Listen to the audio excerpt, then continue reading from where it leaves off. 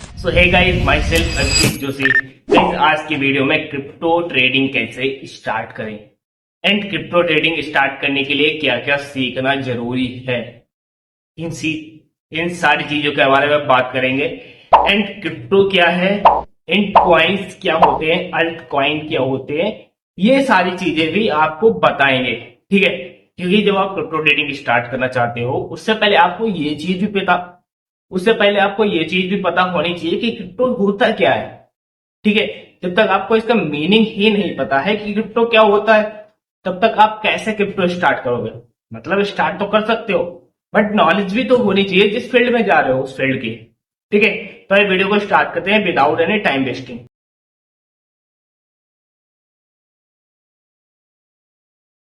तो guys, crypto crypto के बारे में जानते हैं पहले कि क्रिप्टो है क्या। क्रिप्टो बेसिकली एक पूरा मार्केट है, जैसे कि पूरा एक मार्केट है जिसमें बहुत सारे coin, altcoin, meme coins regulate होते हैं। ठीक है, एग्जांपल से आपको समझा देते हैं। जैसे कि मंडी है, ठीक है, मंडी में बहुत सारी सब्जियां बेचती हैं, जैसे कि आलू है, भिंडी है, गोभी है, ये सारी चीजें वहां पर सेल होती हैं, बाइंग होती है। ठीक है, वैसे ही क्रिप्टो एक मार्केट है एंड क्वाइंस उसके सब्जी हैं। ये आपको टेक्निकल एग्जांपल के साथ समझा दूं। आपने निफ्टी सुना होगा, निफ्टी में 50 शेयर्स होते हैं, यानी कि निफ्टी एक इंडेक्स है, उसके अंदर 50 शेयर्स होते हैं। ठीक है, सेम एज क्रिप्टो है, उसके अंदर बहुत सारे coin, meme coin, altcoin होते हैं। Okay, crypto is decentralised digital currency. Meaning क्या है इसका, ये भी समझाता हूं। बेसिकली किसी भी गवर्नमेंट, किसी भी संस्था या किसी भी बैंक का इसके ऊपर कोई भी रेगुलेशन नहीं है, ना ही कोई भी गवर्नमेंट इसको चला रही है, ना ही कोई बैंक इसको चला रही है। ठीक है, ये एकदम इंडिपेंडेंट करेंसी है। ओके, ऐसे समझ लो। And digital currency known as money. Basically money and currency में क्या डिफरेंस होता है ये भी आपको समझा देता हूँ। किसी भी करेंसी को गवर्नमेंट द्वारा रेगुलेट किया जाता है, यानी कि जो नोट वगैरह होते हैं, नोट्स यानी कि किसी डॉलर हो गया, ये गवर्नमेंट के द्वारा रेगुलेट किया जाता है। इसका एक फिजिकल नोट भी होगा, आपको देखने को मिलता है। बट मनी आपको हमेशा एक डिजिटल फॉर्म में देखने को मिलेगी, कभी भी आपको एक फिजिकल फॉर्म में देखने को नहीं मिलेगी। यानी कि अगर करेंसी को खत्म करना चाहो तो करेंसी खत्म हो सकती है। कोई 2000 का नोट है, उसको जला दो तो उसकी कोई वैल्यू नहीं रह जाएगी। बट वही पैसे अगर आपके अकाउंट में पड़े हैं तो आप उसको जला लो, फूंक लो, कुछ भी कर लो, भाई वो नहीं, ऐसे नहीं खत्म होने वाले। ठीक है, जब आप किसी को ट्रांसफर कर दोगे तभी आपके अकाउंट से वो पैसे जाएंगे। This is the difference between the currency and money. Guys, crypto एक लिमिटेड करेंसी, यानी कि इसको एक लिमिटेड फॉर्म तक ही माइन किया जा सकता है, ना कि अनलिमिटेड इसको माइन किया जा सकता है। इसकी एक वैल्यू है जिसको मैं यहाँ पर मेंशन कर देता हूं। इसको इतना ही माइन किया जा सकता है, इतने ही क्रिप्टो करेंसी एग्जिस्ट करते हैं इस दुनिया में, इससे ज्यादा नहीं करते हैं। ठीक है, तो इसके बाद इसका मीनिंग क्या हुआ, मान लो क्रिप्टो करेंसी कम है, ठीक है, यानी कि जब सप्लाई कम होती है तो डिमांड बहुत ज्यादा होती है। डेट्स वाई आपको देखने को मिल रहा है क्रिप्टो करेंसी का वैल्यू डे बाई डे बढ़ता चला जा रहा है। That's the reason, because crypto बहुत कम है जिसको माइन किया जा रहा है। एक क्रिप्टो जब माइनिंग होती है तो एक क्रिप्टो या 3-4 क्रिप्टो ऐसे माइन होते हैं पूरे दिन में, जिसको डिवाइड किया जाता है सारे लोगों के बीच में। समझ रहे हो, पूरा मतलब पूरा दिन लगा के 1 या 2-3 क्रिप्टो माइन किए जाते हैं, जिसको 0.1, किसी को 0.1 मिल रहा है, किसी को 0.2, किसी को 0.3, ऐसे क्रिप्टो मिल रहे हैं सभी को। ये नहीं कि किसी ने क्रिप्टो माइन कर लिया, किसी को 1 क्रिप्टो मिल गया, किसी को 2 क्रिप्टो मिल गए।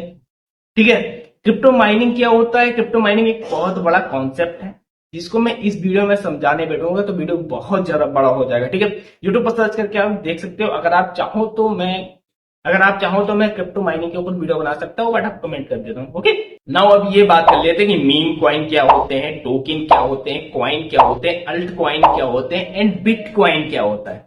ठीक है, आइए इसके बारे में बात कर लेते हैं। शायद ही किसी ने ये आपको अच्छे से डिफाइन किया होगा, अच्छे से सिखाया होगा। बेसिकली मीम क्वाइन जो होता है उसके पीछे एक किसी बड़े प्लेयर का हाथ होता है।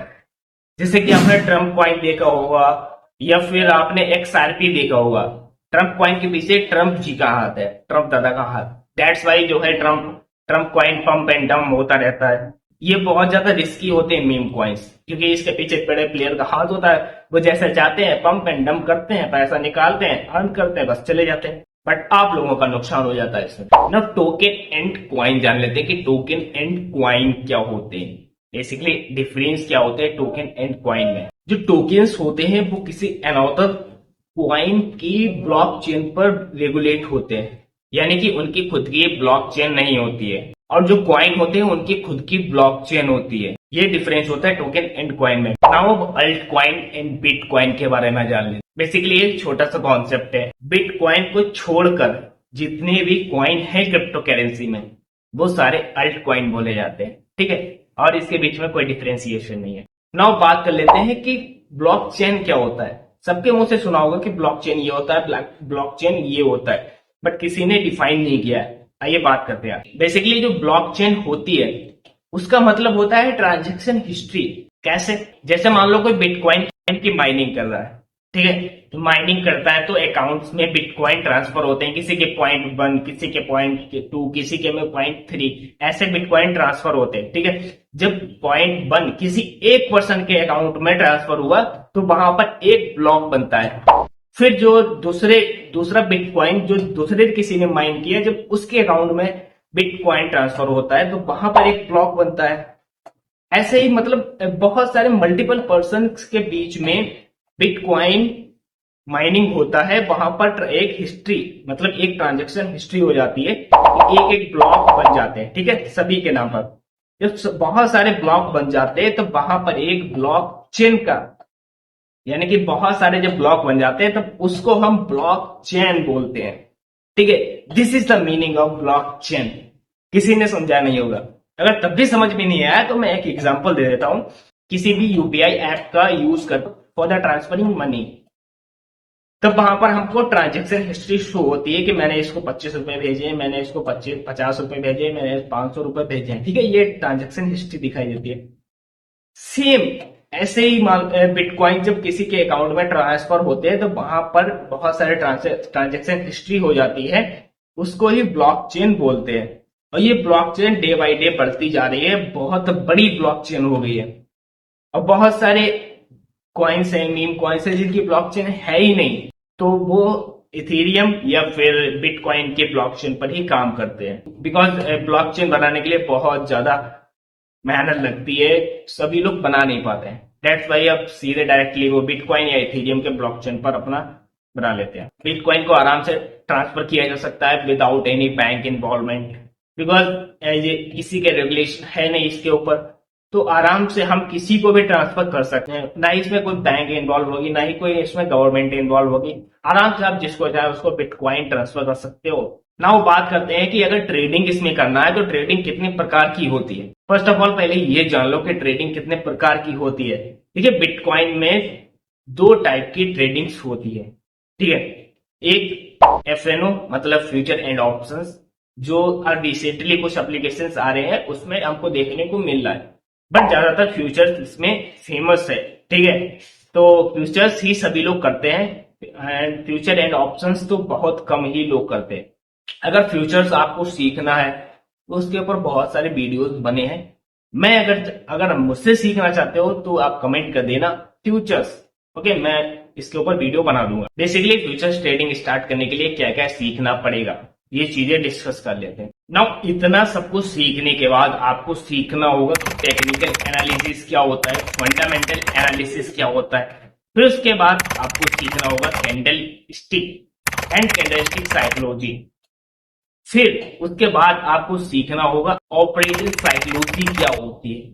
This is the main important thing, because operator psychology बहुत ही काम आती है। आगे चलकर आपको इसकी इंपॉर्टेंस पता चलेगी कि ऑपरेटर साइकोलॉजी की इंपॉर्टेंस इतनी क्यों है, जब आप कितना सब कुछ सीख जाओगे, ठीक है। उसके बाद आपको एक अपना कॉन्सेप्ट क्लियर करना है, जैसे कि या तो प्राइस एक्शन या तो एसएमसी। मैं कहता हूं कि दोनों ही सीख लो, बिकॉज आपको दोनों जब आप सीखोगे तभी आप एक स्ट्रैटेजी बना पाओगे। जब तक आप दोनों नहीं सीखे होगे तब तक आप स्ट्रैटेजी बना ही नहीं सकते, ये मैं ये गारंटी लेता हूं।